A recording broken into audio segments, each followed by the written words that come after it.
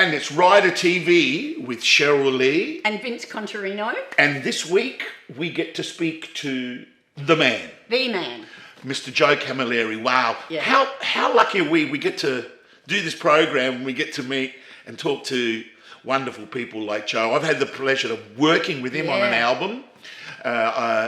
But you got to have a bit of time with him. Isn't he a delight? Yeah, he really is. You know, let's not demean, the guy's a genius. When it comes to music, he's a multi-instrumentalist, writes cracker songs.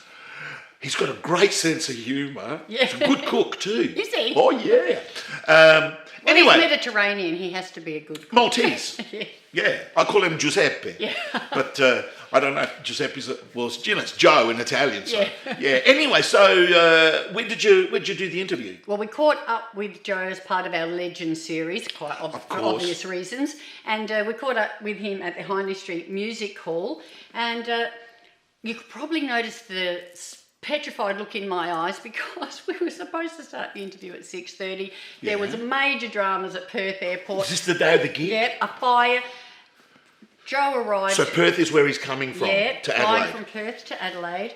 And we were supposed to start at 6:30. At 5:30 he arrived and said, the whole schedule's been blown out. We start in 15 minutes. You've never seen our crew set up that quick ever. They were on it, weren't they? They did it, and we did the interview in record time with people coming to the door. And so you reckon you were a little bit flustered at the beginning? Just a tiny bit. Oh, can we notice it? I hope not. Let's find out. Probably you can. All right. But I just wanted to quickly thank the crew because they did an amazing job of getting, just rolling with the punches, getting it done. And we actually left the building before we were supposed to even start. We left before 6:30. Yeah. I went up and lined up and came back in with my ticket. Oh, wow. You're the legend. Forget Joe. Anyway, here's Joe Camilleri, the legend. Let's have a look.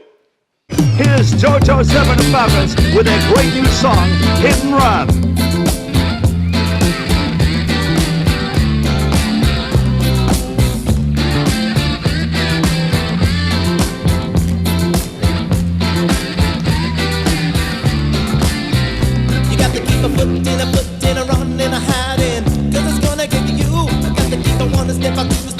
Step a big step, cause it's gonna get to you. I must have to make it waterproof.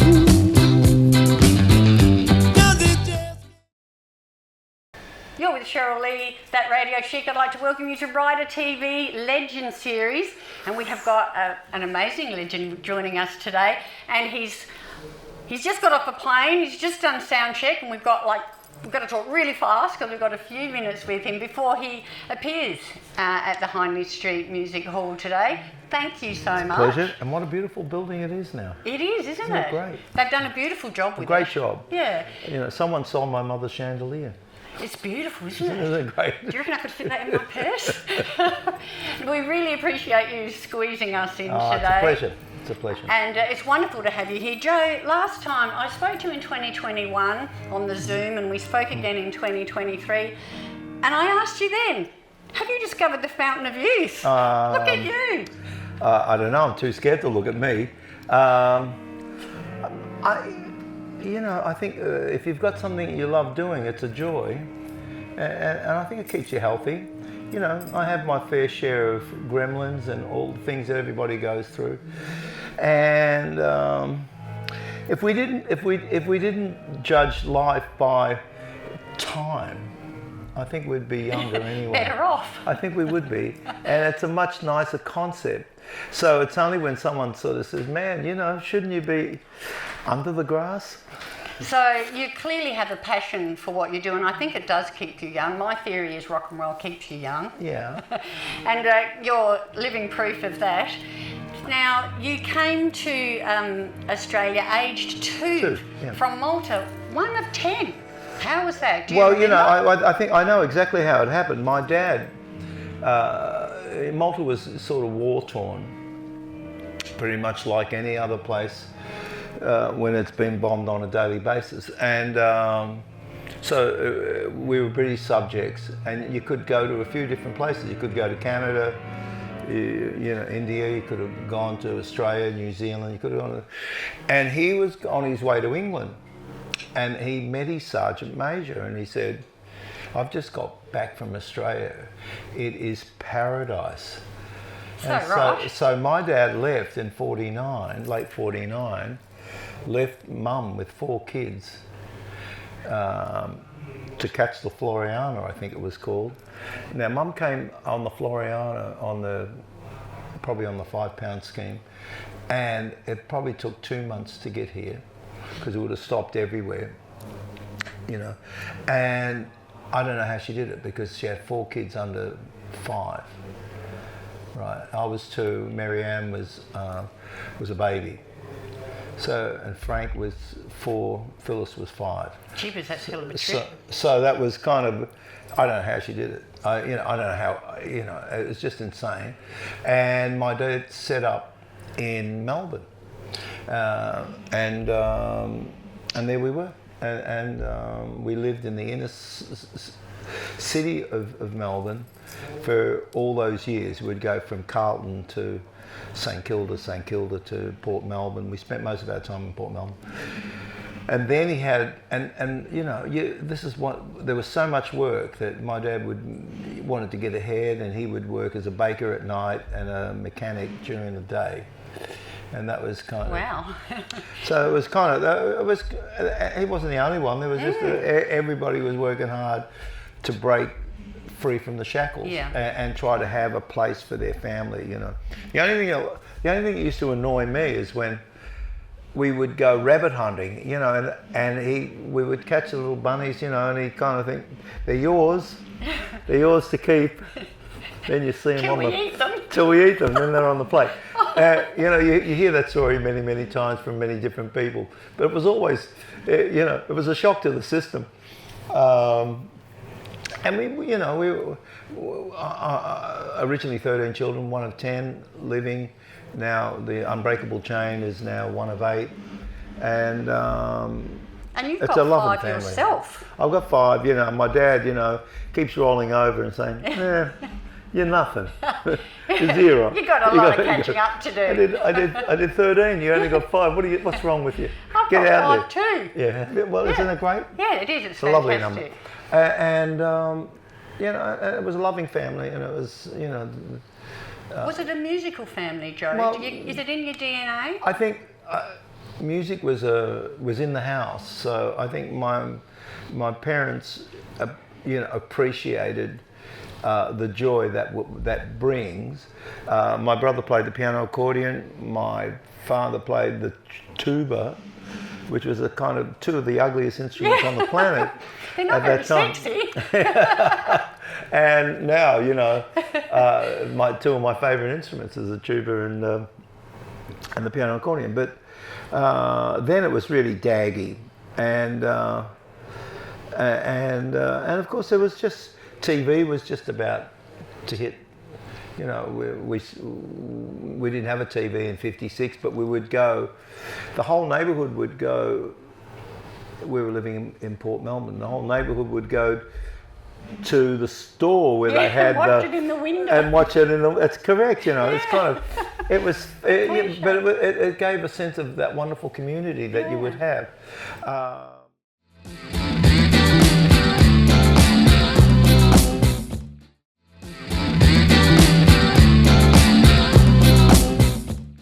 Well, we have got to get you back down there, and we've got like 60 Well, years of stuff to talk about. I'll try not to be so.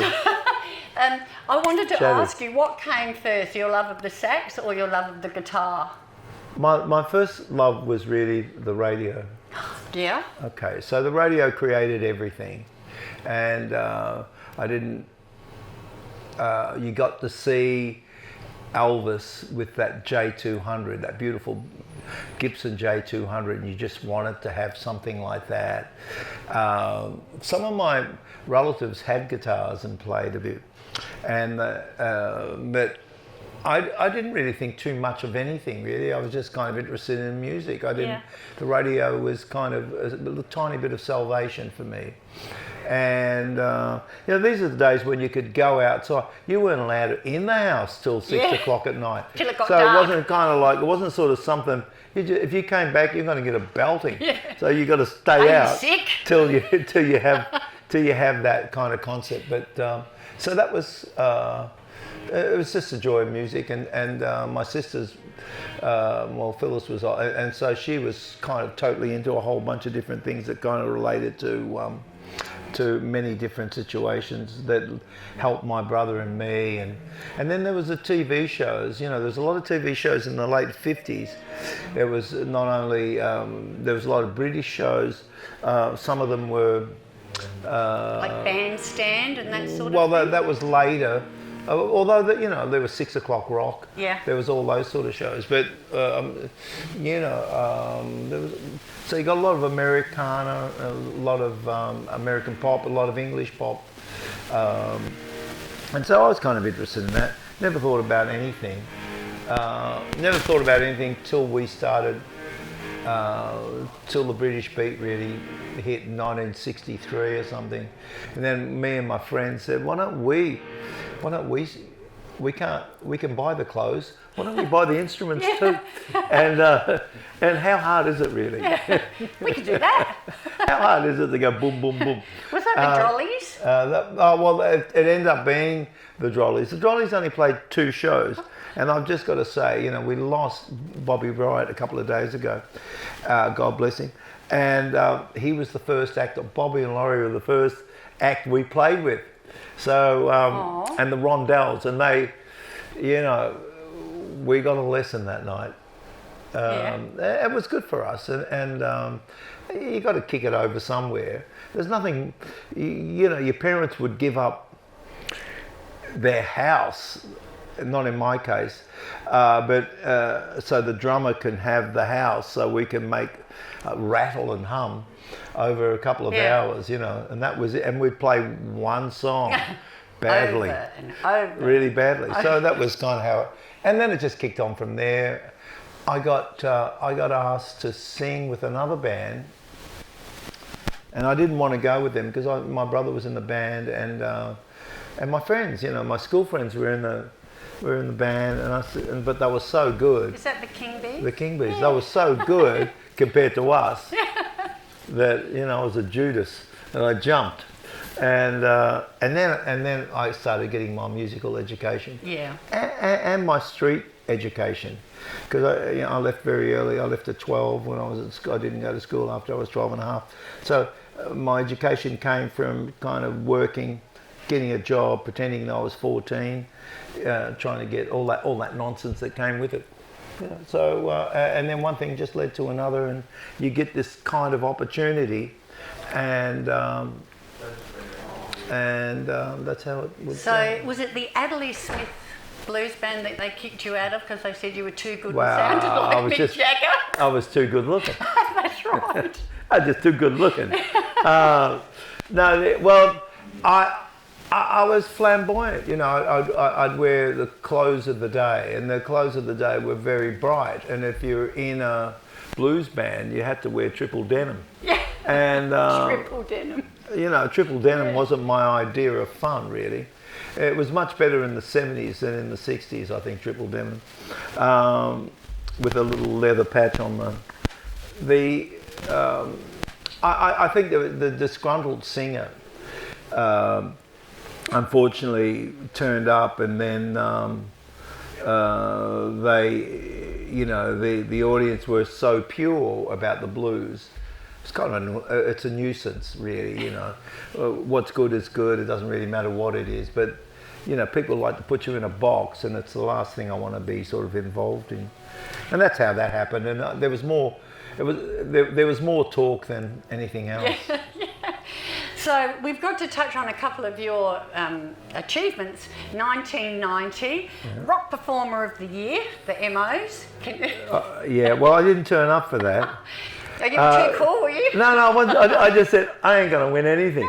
No. And I go to these functions, right? I used to go, and I've got so many arias, little baby arias, right? And they used to give you the little baby ones, and if the silver ones and the gold ones, and I've got about 50 of these things, you know. So I was always the bridesmaid, and I said, I'm not going to that. And, you know, and sure enough, I went out for dinner with the drummer's girlfriend, you know, because he went. And I said to Tanya, let's go and have dinner. Yeah, everyone else is gone. And it turns out, you know, I didn't watch anything on TV. Yeah, and it was that was kind of weird. But I mean, what is that? What do those things mean anyway? You know, it's just a popularity contest, really. 2007, JoJo's opened the Falcons. You must be proud. You guys were inducted into the ARIA Hall of Fame. Yeah, that was beautiful. It's just the most beautiful thing in a way when everybody gets together again, and there's no animosity. There never really was. It's just kind of, sometimes we're doing 300 shows a year, so you're doing this many shows, you know, you get a little bit disgruntled, you get a little bit tired. Instead of saying, why don't we take a year off? But a year in those days was like forever, a lifetime, yeah. Because it was a disposable commodity, and we would have to push on, you know. And music was just on the rise. Australian music was so buoyant and so, you know, aggressive on so many different levels, and everybody's trying to take everybody's space, and there was enough room for everybody. And so I wouldn't do it unless Wayne Burt, who was the original member of the band, I wouldn't do it unless he was going to be inducted as well. So he was the extra member, and he couldn't cope. He couldn't cope with there was a lot of disco music going on at the time and a lot of rock and roll, and he couldn't cope the difference between the two. So he bowed out. To my good fortune, really, because I ended up using Wilbur Wilde joined the band. Tony Fazy joined the band, and it became a different outfit to the one that we started. Yeah. And they were beautiful times, and we got to go. I think, not that my bar was low, but I got to do all the things that I thought I'd be able to do with the talent that I had, which was almost zero. And I said, you know, so I get to talk to Ray Charles, I get to talk to Van Morrison, I get to play at Montreux Jazz Festival, I get to play, you know, with Elvis, I get to play with Costello, I get to play with all these different people that were my heroes around that time. They were giving me the inspiration to go forward. And I thought, you know, okay, I've done that now. I can just get a job. Do 40 hours a week, you know. I've got now 2 kids, you know, and so, which is, we had one more hurrah. I kind of had a hit with a song called Taxi Mary. Yes. That was a big hit, and so I was able to sort of rekindle. It was just called JoJo Zepp then, and I was able to do all another side of what I like to do, and that lasted for a little while. And then I got back together with Wayne Burt, and we, you know, around '83, and we started what is now the Black Sorrows.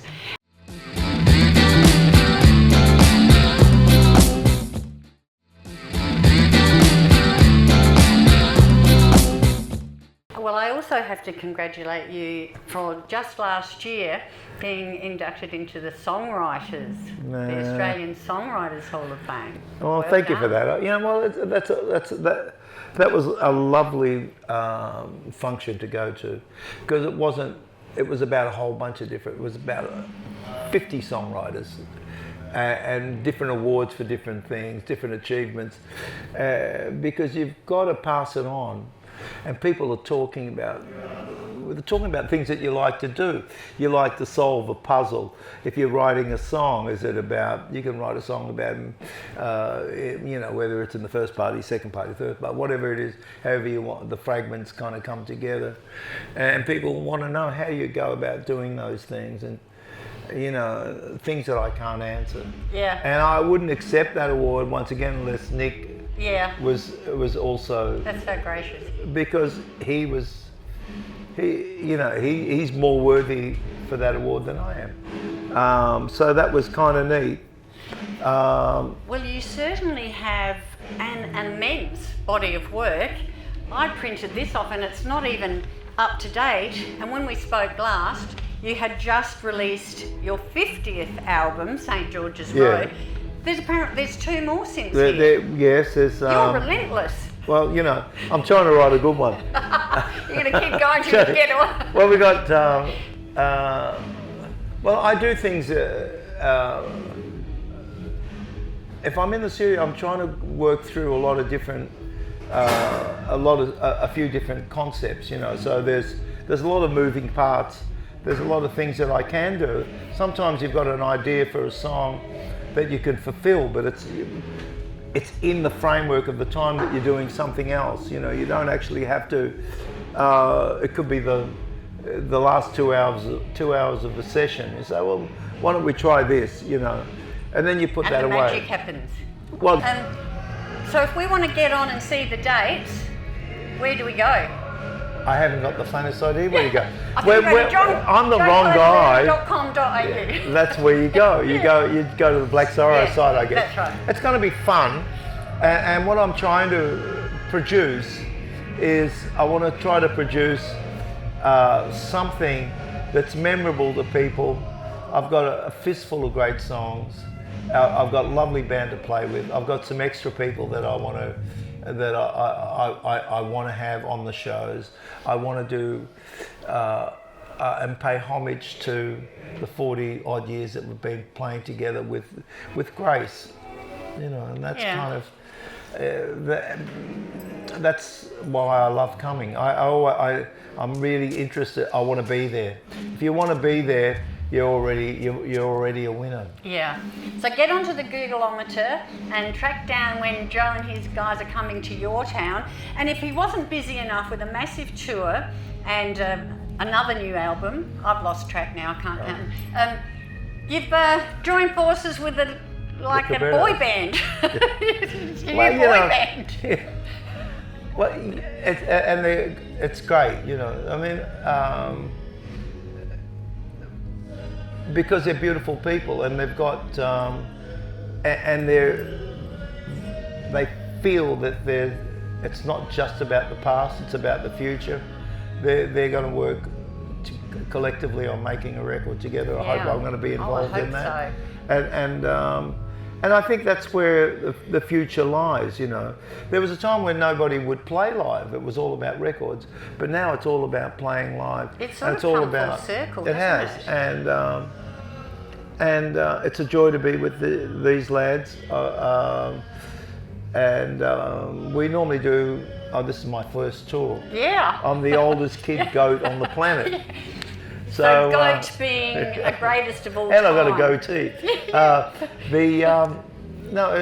It's wonderful, and it's sometimes you cross swords with people on stage, but you don't get to know them, and all of a sudden you get to know, and their beauty starts shining. You know, we also have this wonderful respect for each other, so it's lovely. Great bunch of fellows. I was the #1 ticket holder, first on the computer. I'll see you down there in the front row a bit later.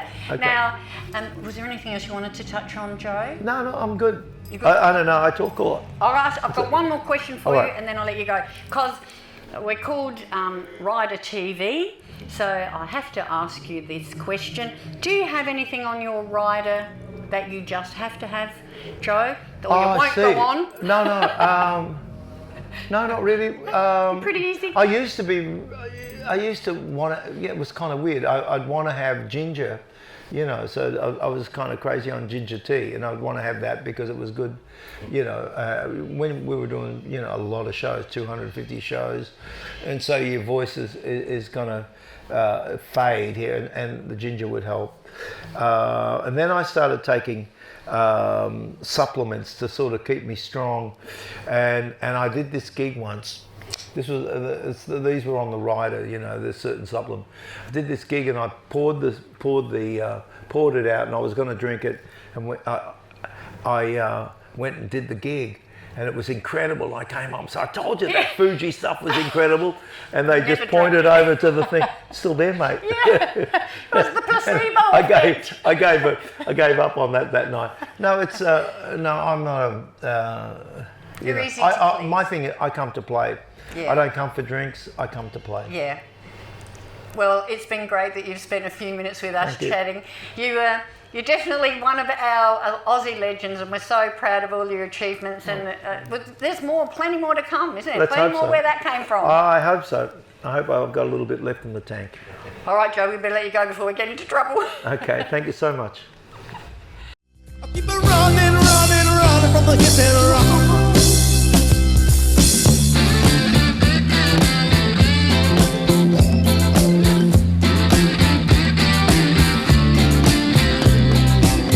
Break down the ties that bring us down, and the walls begin to fall. There's no doubt, no, there's confusion for hit and run.